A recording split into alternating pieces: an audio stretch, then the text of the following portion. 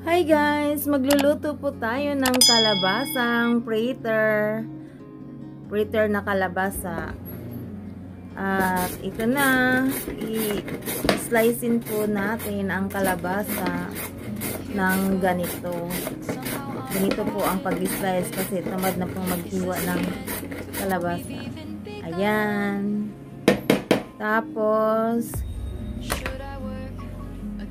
tira ang kalabasa.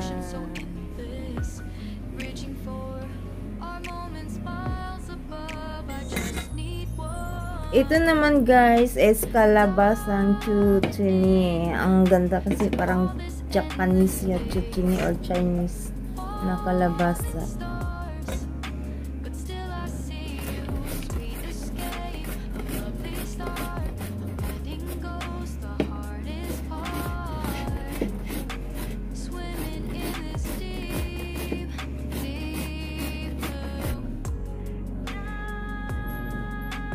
Ayan, tapos na nating chinap-chap ang ating kalabasang chuchini. Maghiwa din tayo ng pulang sili para masaya. At may kulay ang ating kalabasang fritter. At lagyan din natin ng pangkulay, green naman na chili, green chili.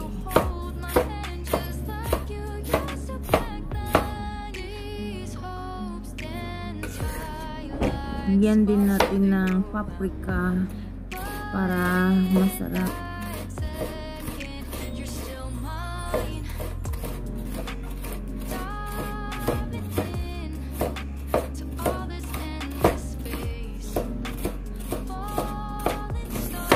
At lagyan din natin ng yellow na paprika para maganda naman ang may kulay.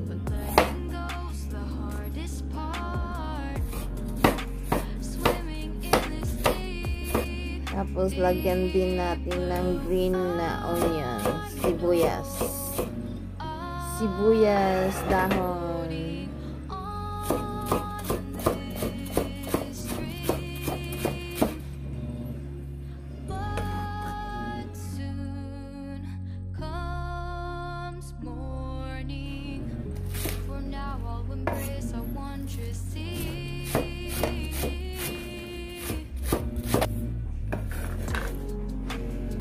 At ito na ang chuchini.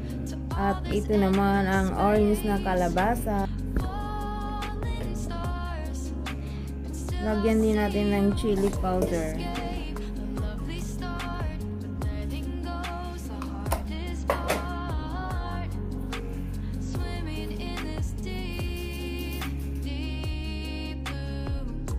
Herb na asin. Paminta.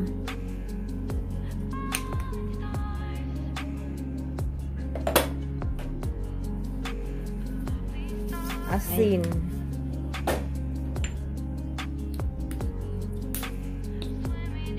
Dried parsley.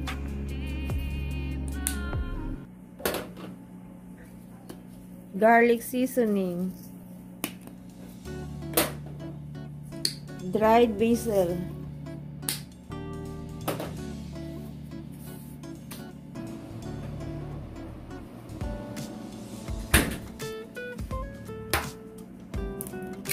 Itlog.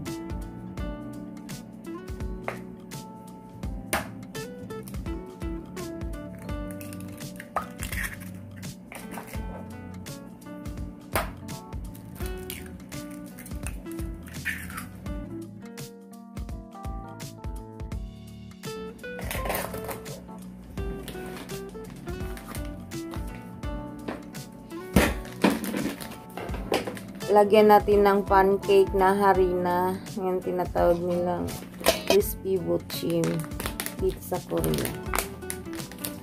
Alam nyo guys, ang daming kalabasa sa Pilipinas na tinatapon lang. So, makakuha kayo ng idea na ang kalabasa ay pwede palang gagawin ng fritter. Kasi sa atin gisa-gisa lang dito. So dito, maraming paraan sa pagluto ng kalabasa. Simpleng pagluluto lang.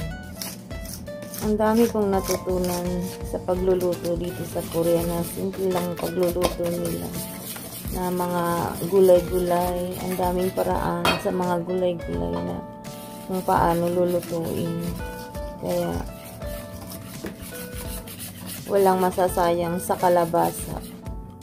Ayan, lahat paghahaluin mo yung mga sibuyas, paprika, at chili. Yan, haluin lang ng haluin. Yung iba guys, yung chichini, binababad nila sa asin, tapos mga ilang minuto, pipigaan nila para maalis yung tubig. Pero sa akin, hindi ko na hindi ko na nilalagyan ng asin, dinaritso ko na, pareho lang din. Itong mga niluluto ko guys, style ko lang to. May mga parsley, may mga basil. Yung iba hindi nilalagyan. Sa style ko lang to kasi gusto ko para maiba naman ang lasa. Yan, haluin lang ng haluin para mahalo siya lahat. Mix yung lasa niya. Dahan-dahan lang yung paghahalo para hindi naman siya madudurog. Ito na, i-prep na natin ang ating kalabasa. Ayan guys, ganito lang kasimple. Yan. Tapos, babalik na rin natin ng dahan-dahan para hindi siya masira. Ayan lang, parang nagtutorta ka lang din ng itlog. Diba? Ang daming paraan sa kalabasa. Ay, tortang talong pala. Tortang itlog. Ano ba yan? Tortang talong, kamo. Nakakatawa lang, Ayan na, luto na siya ang ating chucheni fritter. Basang fritter.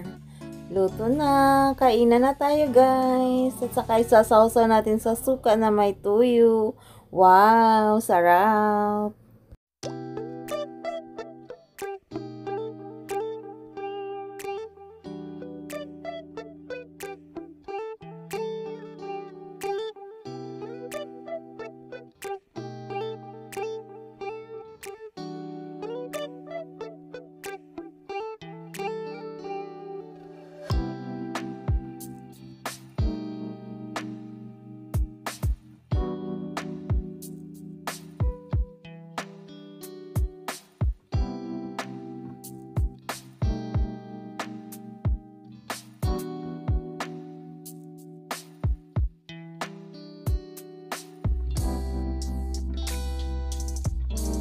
Ayan guys, ito na.